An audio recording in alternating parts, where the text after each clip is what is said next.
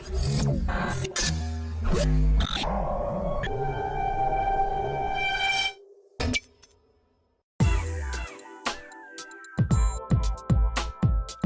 it's Anthony Manganiello again here with your second Debt-Free Academy Protege Course lesson. In this lesson, you're going to learn why believing in good debt is the same as believing in the Loch Ness Monster. You're about to learn that good debt is a myth. Now, we all know that things like credit cards, those are considered to be bad debt, right? Well, in this lesson, I'm not going to deal with what we already know to be bad, because when you learn the truth about good debt, you'll see what we already know about bad debt is just a whole heck of a lot worse. Let's start out with a quote from an online article from CNN Money. It says, "Good debt includes anything you need but can't afford to pay for up front without wiping out cash reserves or liquidating all your investments. In cases where debt makes sense, only take loans for which you can afford the monthly payments. Bad debt includes debt you've taken on for things you don't need and can't afford. That trip to Bora Bora, for instance. The worst form of debt is credit card debt, since it usually carries the highest interest rates." That article goes on to mention 3 examples of good debt. They are buying a home, paying for college, and financing a car. Now, if you remember, I mentioned one of the financial myths that we're going to cover later on has to do with paying for college, so we'll leave that one alone for now. But when it comes to the other 2 examples of good debt, borrowing for a home or a car, between those 2, borrowing for a home, well, that's commonly understood as good debt, like, the best kind of debt available. That's because mortgages typically have lower interest rates and are believed to have, the potential for a payoff due to the fact that it's funding a real estate investment that appreciates in value.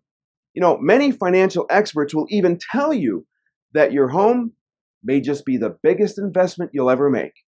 So if that's the case, and if I can prove to you that mortgage debt, even in a good housing market, not the kind of bad housing market we've recently experienced, if I can prove to you that it's bad, would you agree that all debt is bad? Well, that's exactly what I'm going to do in this lesson. Now get ready for some numbers, but don't worry, I am going to do all the math for you. All I want you to do is follow along with the logic so that you can learn for yourself how these numbers work. Because like I said before, knowing how the numbers work is necessary for you to learn how to make those same numbers work for you instead of against you. Let's take the following mortgage example. Let's say you borrow $205,000 to buy a home via a traditional 30-year mortgage at 6.79%. If you have a mortgage, your numbers are probably going to be a little different, but that's okay, don't worry. You'll see what I mean when we get done. These financing terms mean you're paying about $1,335 each month for principal and interest.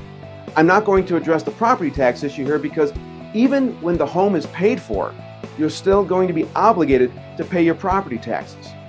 Now, a few years down the line, let's say 7, you decide it's time to sell your home and buy a bigger one.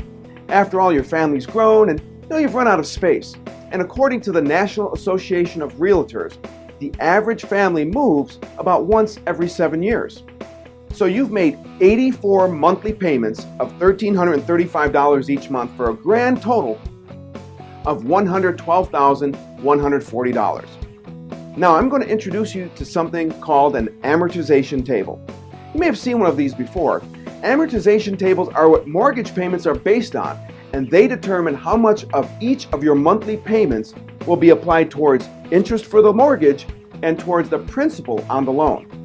Now, according to the amortization schedule for a mortgage with the terms I've outlined here, of that $112,140 you spent or invested into your house in the form of payments for those 7 years or 84 months, you've eliminated only $18,764.92 on the principal balance on your mortgage.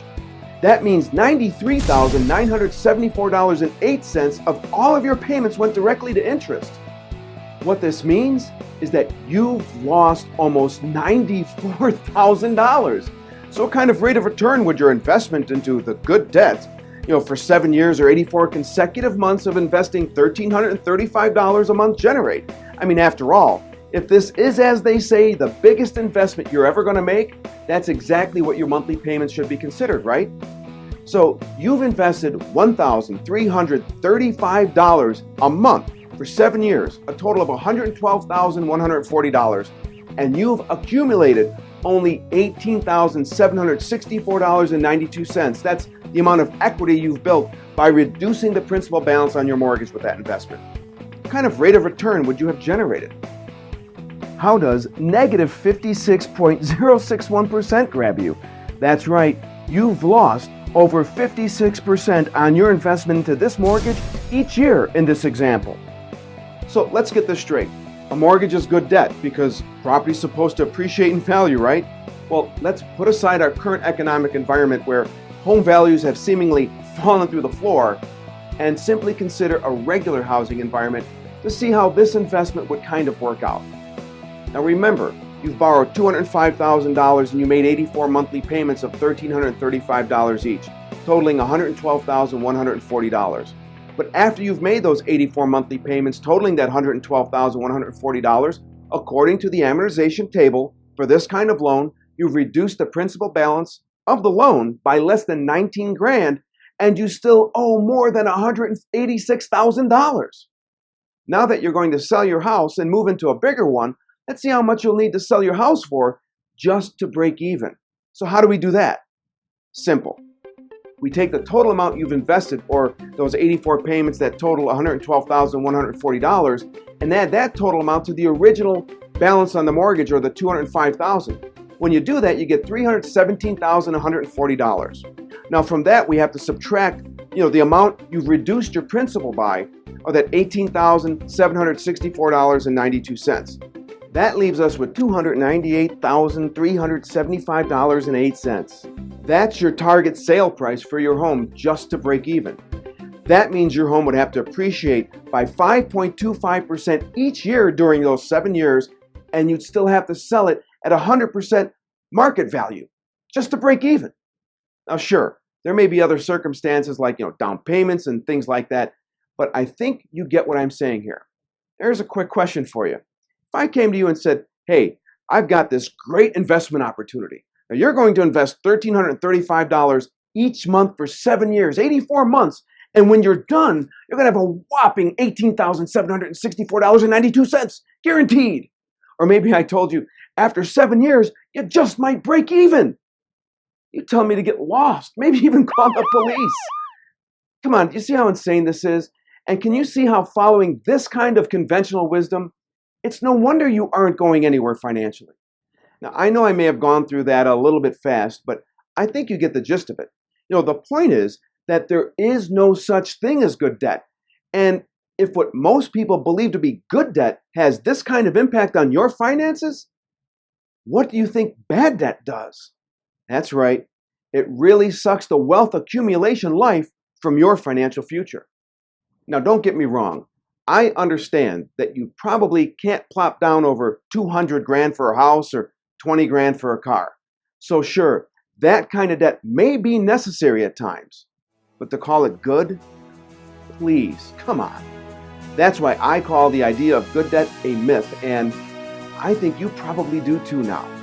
Now, just a quick note here. While I'm picking apart these financial myths, don't worry. In the last few lessons, I am going to show you what you can do with your current resources to achieve your personal wealth potential. But first, you need to learn why these strategies don't work. You need to learn how they have the opposite impact that you're hoping for, so you can see right through them the way I do.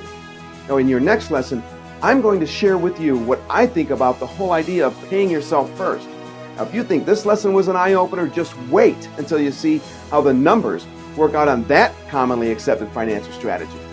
So when you're ready, dive in and find out why paying yourself last is much more effective. I'll see you in the next lesson.